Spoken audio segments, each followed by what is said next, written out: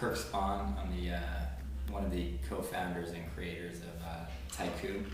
TyKu is a whole platform of a new type of beverage. We wanted to take the best of Asian spirits and link it in with sort of a modern, cool edginess. Bring the best of the East meets West in a lot of ways in packaging and form and function, and take some of the best products on the planet that a lot of people in the U.S. don't understand and haven't really been educated about, and sort of bring it to a new level. That's TyKu. All right, now as far as how TyKu started, can you go into that? If it was yourself and somebody else? Sure. It's funny. There have been a lot of, first of all, the name TyKu came across as from a mixture of Tai Chi, which is sort of a martial art meditation to bring you to a higher state of consciousness, which some argue drinking can do the same thing. And haikus. And haikus are short poems about nature. Because the whole vibe is to try to make something that's natural and has, when you want to party, you want to go out and you're drinking alcohol, a lot of times what we kind of feel is you want to make it for a party. You want to try to do it to, share experiences, celebration with friends. And my background was in the music industry.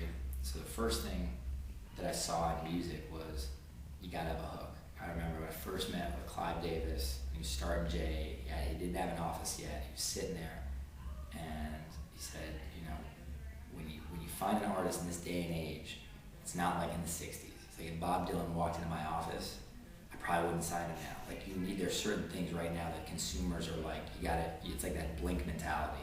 You gotta have a hook.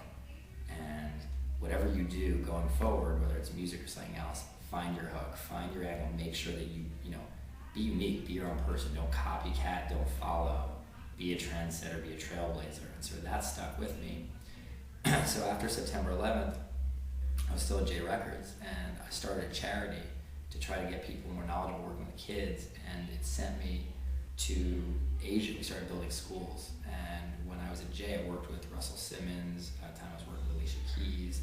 We had a lot of artists that came out. I mean, everyone from, we've had, oh my gosh, Dipset, we've had, we've covered the spectrum of people that have come out to support it, and we bring public and private school kids abroad, building schools.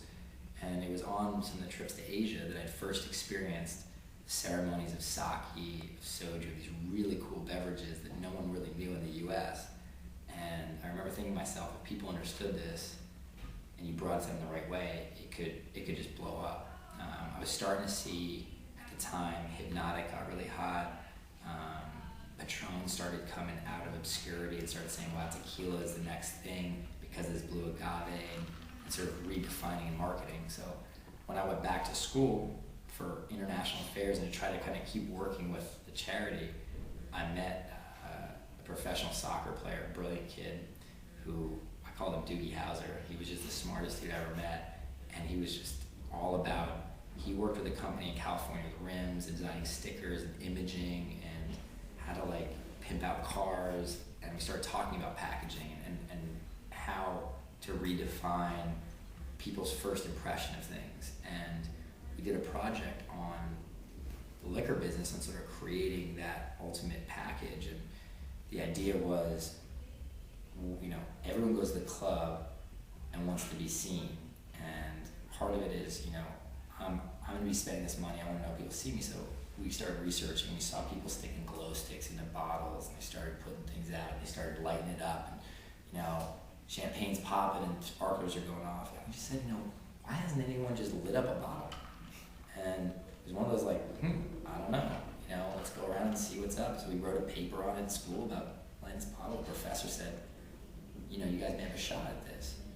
Let's see where it goes. I want to support you. I want to see what's going on. So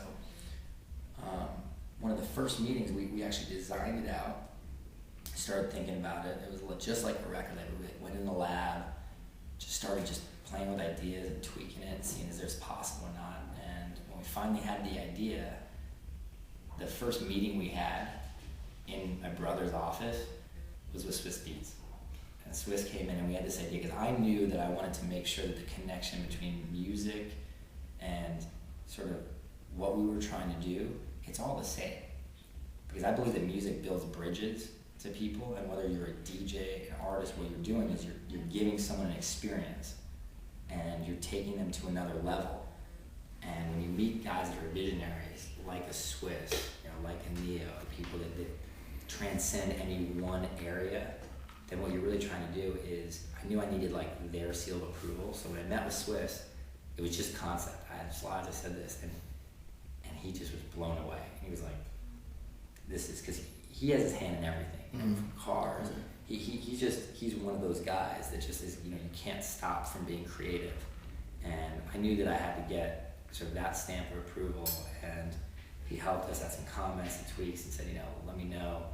And he just left and was like, I want to be part of this. I want to see you guys blow up. This is amazing. You should talk to my guys at the time. We had the J Connection. He knew L.A. Reid. He knew these guys. I knew that I wanted to go back to music, but I needed to spend, I want to get it right. I didn't want to do half-asses. A lot of artists come in and they think once they get signed, it's the end of the road and we're good, where it's the opposite. Like, that's when the work begins. That's when you really got to put, that next level. So I knew that we couldn't come out with something half-assed. So I also knew I didn't want to be a one-hit wonder, and the idea was bigger than myself, my partner. When you pick something that has never been done before, it's like you're elevating a whole category, and we had to do everything to an extreme, better than anyone done. You can't settle for going and picking a bottle that's normal. You can't go and say, let me just wrap this. Everything had to be unique and different and one of a kind. So starting from the bottle, then what's in the bottle. So then I said, all right, well, what are the trends going forward? Like, what do people want when they go out? The worst thing is hangovers. Like, you go out and so many times you're mixing drinks and you're in there and you're mixing this, and the next day you're just like, oh, I'm gonna die. So I started studying. I mean, we studied, to make this, I'll take a bottle here, and just to give an idea of when you make a bottle light up, the concept was, before the hangover, was, what's our hook? Let's say we it takes millions of dollars. All these things that you see, Puffy holding a Ciroc bottle, like, he's just getting paid. Like, if you're young and you don't have money to go in and say, hey, you're a great artist, here's $1 million, you gotta do something that is gonna actually get people aware of that. And people have to say, hey, what's that? And I went back to that first conversation with Clive about, what's your hook? How are you gonna get that hook? And when I studied music, it said, you won't buy someone's single unless you've heard it usually on average 7 to 10 times. And then, but if you have a great, brilliant hook, like a Jamie Foxx, like a Blame It on the Alcohol, like, I remember when T.I. and Neo were talking about that song, when you get that hook right, that the second time you hear it, you're already feeling it. Yeah. And when that's gonna happen. So the idea of having a bottle light up was, that's your hook, that's your, what's that? You see it in the bar, I don't care if you drink, if you don't, but you see someone walk in and you pick it up like that and the bottle lights up, you're gonna go to the bartender, hey, what is that?